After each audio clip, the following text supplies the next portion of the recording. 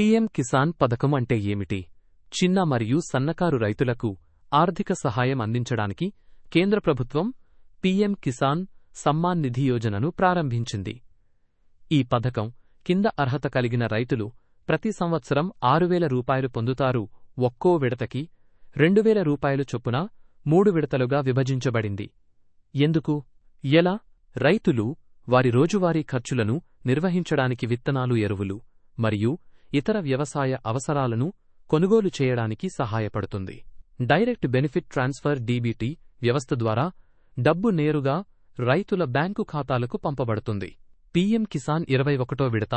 ఈ పథకం కింద నమోదు చేసుకున్న రైతులు త్వరలో తదుపరి విడత మొత్తాన్ని వారి బ్యాంకు ఖాతాలలో నేరుగా చూస్తారు.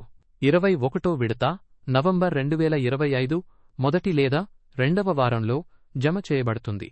అర్హత కలిగిన రైతులకు మాత్రమే ఈ మొత్తాన్ని అందేలా వ్యవసాయ మంత్రిత్వ శాఖ ఇప్పటికే ధృవీకరణ ప్రక్రియను ప్రారంభించింది.